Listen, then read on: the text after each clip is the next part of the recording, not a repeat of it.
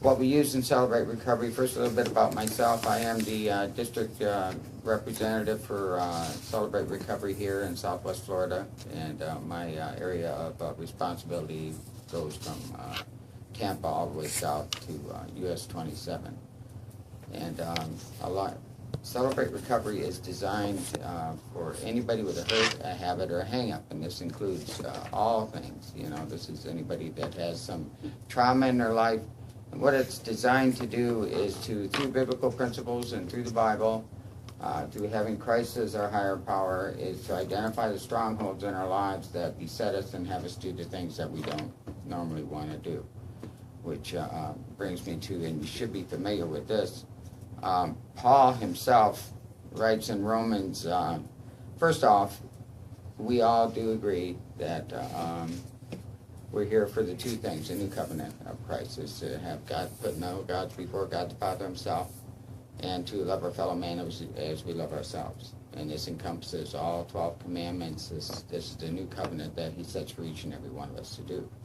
So that's the law that we have to live according to. And so Paul takes a good look at himself in Romans, and he said, he believes in the law, and he said, did that which, in Romans 13 through 25, he said, did that which is good then become death to me? By no means. Nevertheless, in order that sin might be recognized as sin, it used what is good to bring about my death, so that through the commandment sin might become utterly sinful. We know that the law is spiritual, which is the law I just spoke about. But I'm unspiritual, sold as a slave to sin. I do not understand what I do, for what I want to do, I do not do, but I do what I hate to do. And if I do what I do not want to do, I agree that the law is good. As it is no longer I myself who do it, but it's the sin living in me. For I know that good itself does not dwell in me, that is in my sinful nature, or our lustful flesh. For I have the desire to do what is good, but I cannot carry it out. For I do not do the good I want to do, but the evil I do not want to do. This I keep on doing. Now if I do what I do not want to do, it is no longer I who do it, but it's what? It's the sin living in us, right? Yeah. Okay, so we agree with all of that. There's some things that we become habitual in our lives, and we're not aware of it, and then all of a sudden we do become aware of it. We want to stop it. But guess what? We don't have the power to stop it, because all of a sudden it has consumed us. And so this is our addictive nature, and this is what happens. So I find this law at work, he goes on to say, although I want to do good, evil is right there with me. For in my inner being I delight in God's law, but I see another law at work in me, waging war against the law of my mind, and making me a prisoner of the law of the sin at work within me. What a wretched man I am, who will rescue me from this body that is subject to death? Thanks be to God who delivers me through who? Jesus Christ. Mm-hmm. Okay, and this is the key, this is the answer to everything. Now, just by the very fact that, and then these 12 steps of recovery, how many of you are aware that AA had nothing to do with the 12 steps of recovery? No, I didn't know that. No. Absolutely nothing. It came from the Oxford group. From who? The Oxford group, Oh. which is a Christian group. Shoemaker Jr. And so what I did was I went through and I figured I'd enlighten you on that and read you the history of the 12 steps.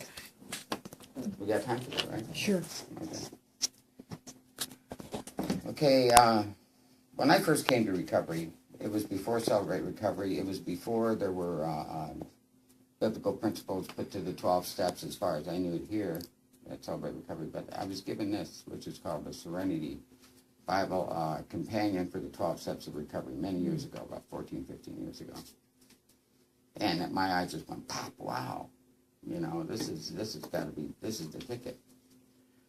12-step programs were born in the mid-1930s with the establishment of the first program. It says Alcoholics Anonymous. Alcoholics Anonymous was adapted from a Christian revival organization referred to as the Oxford Group.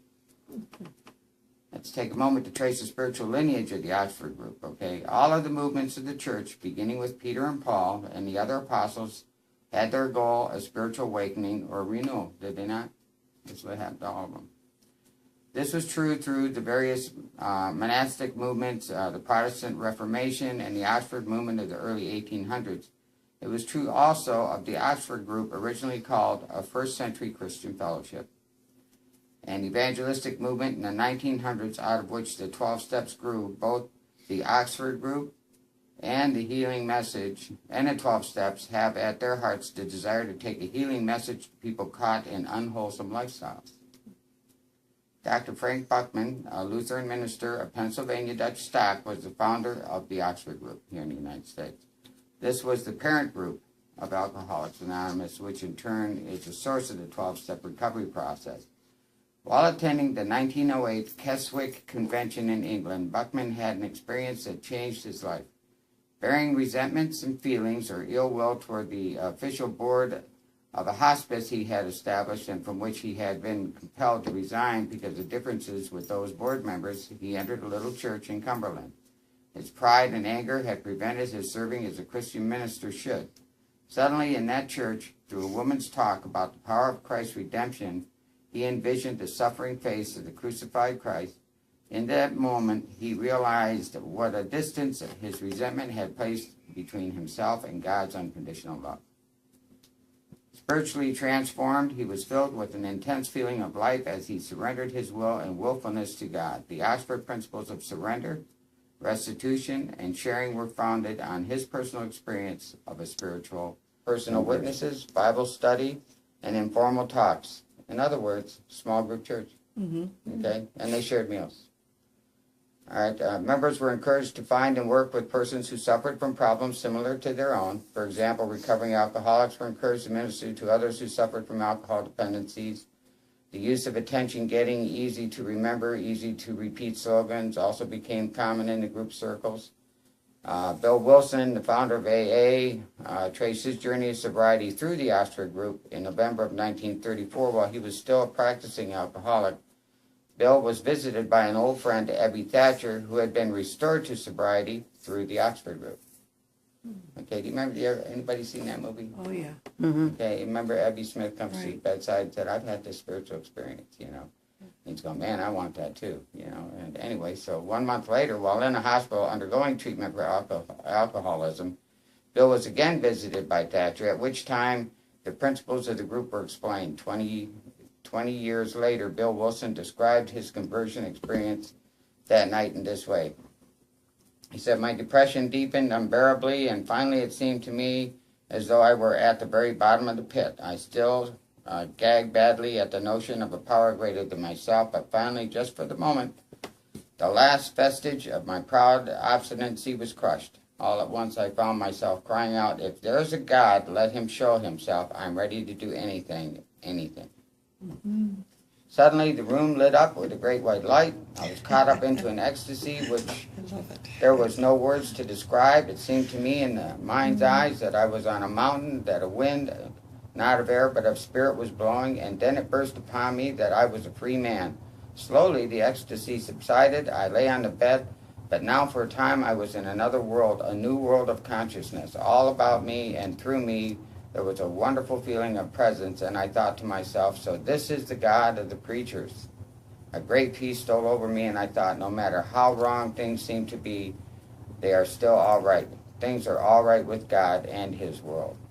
And that was in Alcoholics Anonymous Comes of Ages, and that's on Brief History of AA on page 63. That's where it's referenced from. And those were his exact words. So for the next 3 years, Bill Wilson pursued his recovery through the Oxford group, which emphasized the following: complete deflation of self, of false pride, dependency and guidance from a higher power, and that be from Christ, doing moral inventory, confession, restitution, continued work with other suffering persons. In the meantime, during business trip to Akron, Ohio, Bill experienced a strong urge to drink. Fearing that this was going to relapse, he began calling churches and so on and so forth, and this is where he met Dr. Bob. So anyway, so that's how it came. The Oxford group already had established those principles, and so it starts out with powerlessness, you know, and that's with powerlessness. That's something where all of a sudden, you know, we no longer, even though we want to control what's going on with ourselves, we can't do it. You know, it's like for you folks it'd be constant eating. For me it was the alcohol years and years ago. You know, I crossed the line. I crossed the line to where I was no longer in control. It was in control of me. Or how they put it, the dog stopped wagging the tail was wagging the dog. You know? And this is what happens, and this is what happens in, for overeaters. It goes on in here, it just names all kinds of stuff. It's, you come to physical bottom, emotional bottom, spiritual bottom, marital crisis, physical health crisis, confrontation from family members, vocational life crisis, financial crisis. Any of these things could be that stronghold inside of you that we're unable to identify or to get to, or trauma issues that we're able to get to. That what do? We go to our comfort zone. And where's our comfort? Comfort's in eating, comfort's in drinking, comfort's in doing drugs, comfort's in all kinds of things, and that's is born the addict, where Paul says, why I do the things that I don't want to do, yet I do them anyway when I know inside that I shouldn't be doing them, And me, I myself, I've come to depend on White Castle hamburgers at 10:30 at night, Pop 4 of them bad boys in the microwave, and then sit down and fall asleep, because of the hours I work, and that's crazy, and I got to break that habit myself. So, I had something else marked in here, which was step 1, but what I wanted to get to basically was is now that you're taking the action, okay, which everybody in this room is doing, is there's a lesson that we read in action. I thought that it might be helpful that I go through and do this lesson here. And first off, it starts out with principle 3, which is where you're all at right now, is that you consciously, everyone in this room has chosen to commit your life and your will to Christ's care and control. Am I correct? Mm-hmm. Yes. Right? And that's the happy are the meek. And if you look at these 12 steps, or the road to recovery right here, these are all about the Beatitudes. And this is to help you. And it spells recovery from top to bottom if you look at that. And then these are by Pastor Rick Warren, who wrote Purpose-Driven Life. Mm-hmm. And John Baker is the one who founded Celebrate Recovery. But anyway, and it's a walk through these 12 steps using these principles and everything else. And there's victory on the other side of it all.